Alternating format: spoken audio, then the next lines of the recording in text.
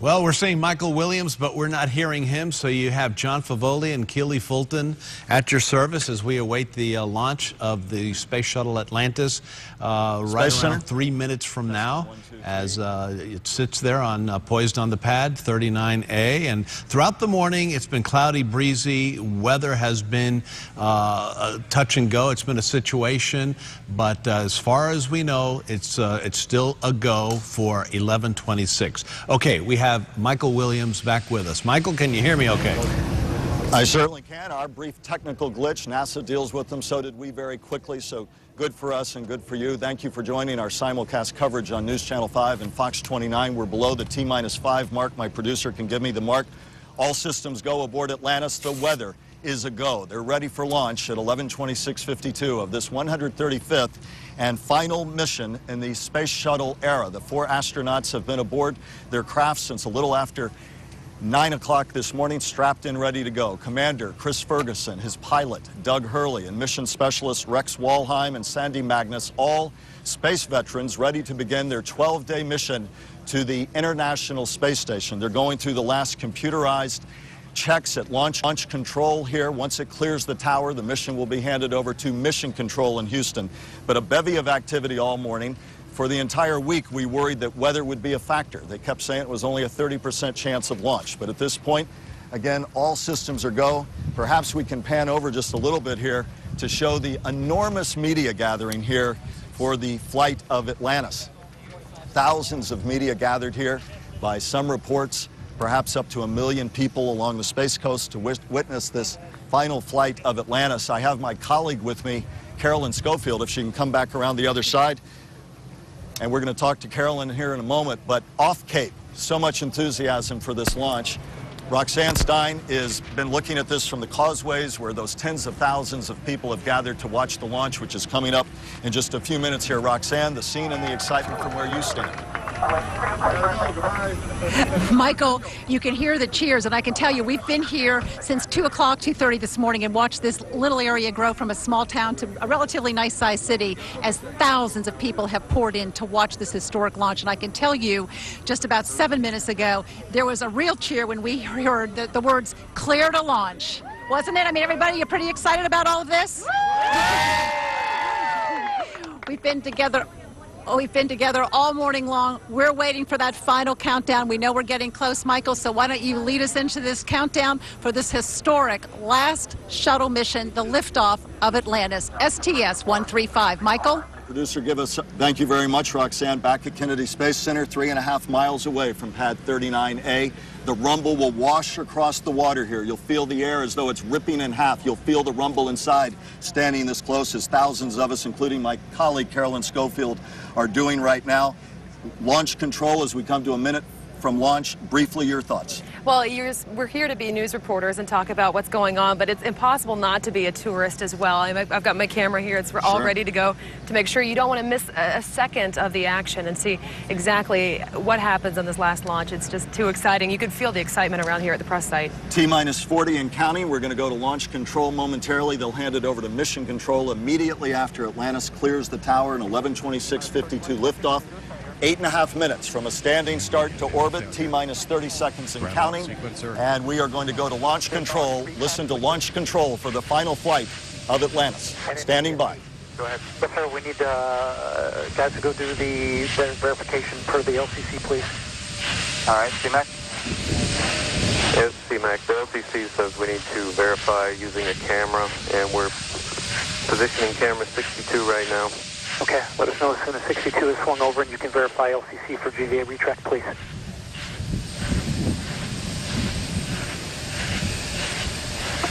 And all personnel, we're holding here at 31 seconds while we get a verification that the GVA has fully retracted per our pre-plan. This is CMAC. We verify retracted. Michael Williams here. A brief glitch there involving some cameras, perhaps tracking cameras. They wanted to make sure they had the all clear. And we'll get ready to proceed with the count. I'm talking to my producer back at News Channel 5 Control. Where are we in the count, Greg? We're still at T-minus 31 and counting. They have a launch window that goes up till 11:35 this morning. You might ask, why do they pick such specific launch windows? As they try and verify that a piece of equipment out on the launch pad is properly retracted. Their launch window goes up to 11:35. Why is it so precise? Because they want to mate up with the International Space Station flying overhead in orbit. And they want to do that essentially, to put it very simply, using as little fuel and energy as possible. So they try and time both the Earth's movement, the shuttle's movement as it climbs to orbit and chases the International Space Station, and where the ISS or space station is at this moment in time. That's why they pick these launch windows. So we have one that goes up till about 11:35. They're trying to do some final verification on a glitch they have. Again, it's all systems go aboard Atlantis itself. At least our understanding is we're at the T-minus 31 second mark and holding because of some kind of glitch out near the launch pad that they're trying to clear up before the launch window closes. And I'm told they're going to pick up the clock for the launch of Atlantis and her 4-person crew on their final 12-day mission to resupply International Space Station. The clock has resumed. The roar goes up. We're coming to the T-minus 20 mark. Let's hand it off to launch control at the Kennedy Space Center for the final flight of Atlantis. 20. Firing chain is armed. 15. Go for main engine start. T-minus 10, 9, 8, 7, 6, 5. All 3 engines up and burning.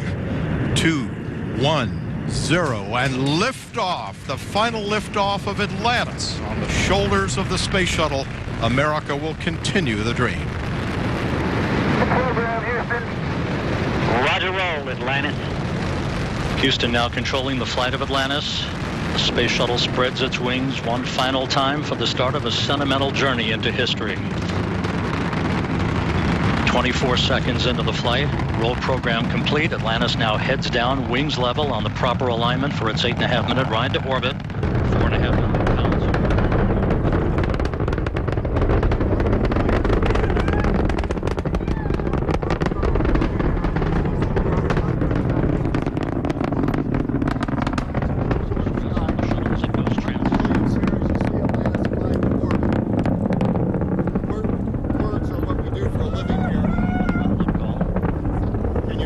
Back at News Channel 5.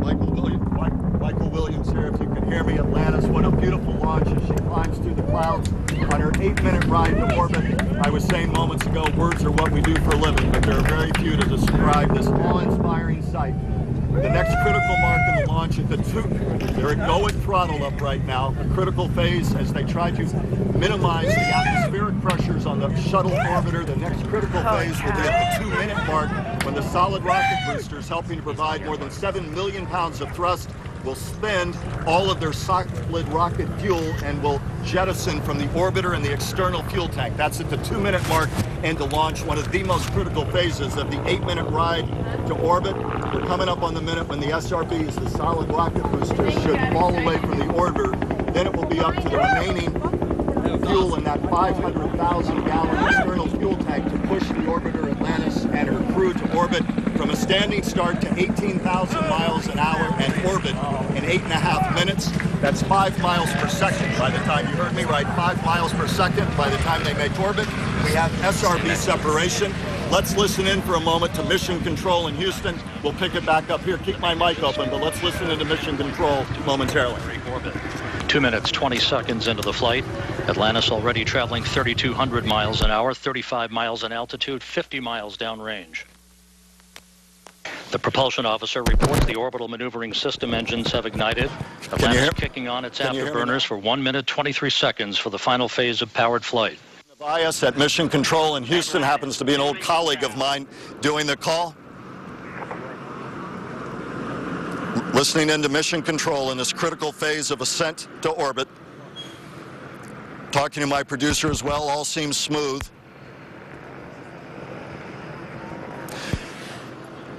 In a moment, we're going to go to my colleague along one of the causeways here where people saw this magnificent launch of Atlantis, no other word to describe it, as she climbs to orbit. We're about how long into the launch? I think we're coming up on, what, 3.5, 4-minute mark, which would put Atlantis halfway to orbit. Let's go to my colleague, Roxanne Stein, standing by, where an awestruck audience of many tens of thousands have watched this beautiful liftoff from the Kennedy Space Center. Roxanne? Oh, we've got hooting and hollering here, cheering and clapping and screaming, I'll tell you. And after the dead silence that fell over this crowd when they said stop the countdown because of a failure, and now the euphoria that's being felt here. We've been telling you all morning long, as in this city that's grown here right off of State Road 528, we have had people, and they're going to be walking right in front of us. Now they're leaving, and we've had folks from Australia. Bye-bye, everybody. We've made some real good friends this morning. They're yelling goodbye to us. That's what we're doing here. But we were with some friends from Australia. All over the world, people have come to this spot to watch it, but some neighbors of all of ours. We've got Corey and Bobby from Port St. Lucie, their mom, Bobby's mom from Lake Worth. All right, Corey, you've just witnessed history. How did it feel? Really awesome. And what did it, and your sister, what did it seem like as you watched the shuttle take off? How about if you put the words into her mouth and you say what she's thinking? It was good. Was it worth the drive? Yes, it gave me goosebumps. Yeah, definitely. And you've seen a lot of the space program. You've seen much more than the shuttle, as I have. How does this feel to be a part of this part of history, the chapter coming to an end? Just amazing. It's amazing. I'm glad we're here. I'm really glad we're here. Yeah. How did you feel when they stopped that countdown? Well, I thought, oh no, not again. And we thought, we've driven up here for nothing and we're going to drive back again, but it was worth it. Well, thanks for your time, all of you. Enjoy it. Hope you get a little extra credit in school. Michael, it's been a true experience being a part of all of this, especially with all of these folks here sharing their excitement. Back to you over at the Kennedy Space Center.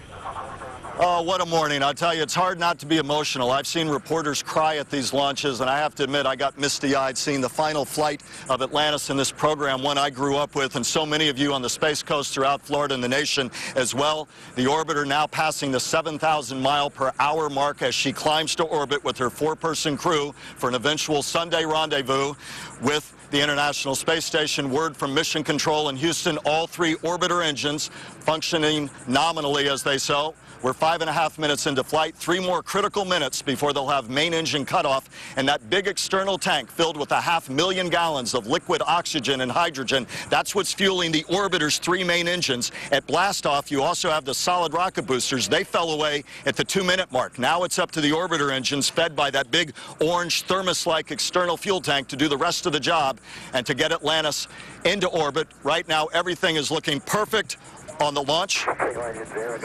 They're doing an engine swivel now. All of this aligning Atlantis as she continues to align herself for proper orbit and to chase down the International Space Station for that Sunday rendezvous and that major resupply effort of the International Space Station.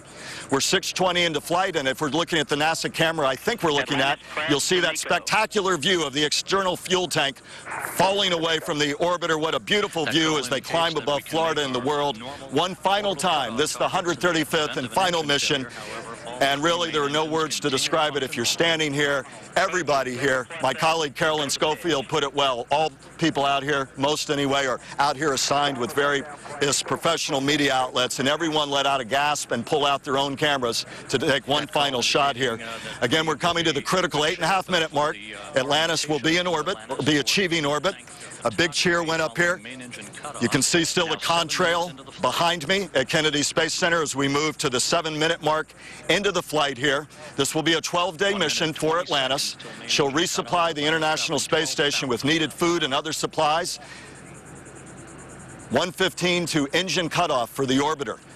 4 million pounds at liftoff, and that external fuel tank's burning through its fuel at the rate of an average-sized swimming pool about every 25 seconds. That's how quickly they go through the fuel to get her into orbit, lifting 4 million pounds into the Earth orbit. They're moving at 4 miles a second.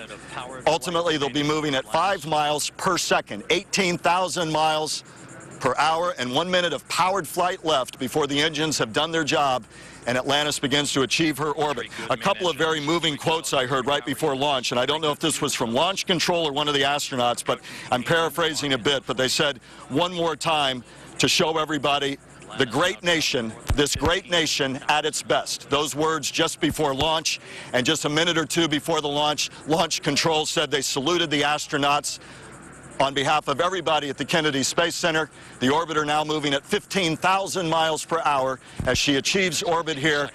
The mission now in the hands of the professionals in Houston, handed over to mission control here. And we now have main engine cut off, and I believe any moment now we should see the external tank fall away. It will disintegrate and fall back into the ocean. And you still hear the cheers coming up as people stood here and watch the contrail, a reminder of the final launch of Atlantis. We've got the external tank pulling away. Watch that for yourself as we're silent for a moment. Look at that view.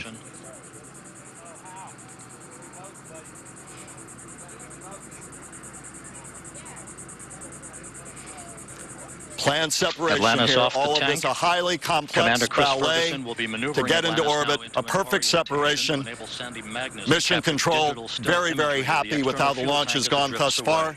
OMS 1 is not required. Your preliminary OMS 2 TIG, 37 minutes. Running through their technical charts here with the astronauts, much to do as they continue to establish their orbit here, but what you wouldn't give, or at least what I wouldn't give, I have to admit, to have been one of those crew members aboard for the final flight of Atlantis, and to have a chance, as Senator Bill Nelson told me a few weeks ago in an interview, he said, you know what? You get aboard the shuttle, as he did in 1986 as a Central Florida congressman, with a worldview that's pretty much Florida. You're looking for your home state out the orbiter window the first day. He said by the second day, you're so in awe, you're looking at the continents. And by the third day, Senator Nelson said, when you look out that orbiter window, you're only looking at that blue-green ball that is your planet below. An awe-inspiring and expansive vision of planet Earth. When will NASA again fly men and women into space? That very much up in the air right now. We're 10 minutes into the flight. All of that debate, all of that conjecture for later. Right now, everybody here all along the Space Coast, indeed around the nation and the world, applauding, no doubt, for the final successful launch of Atlantis.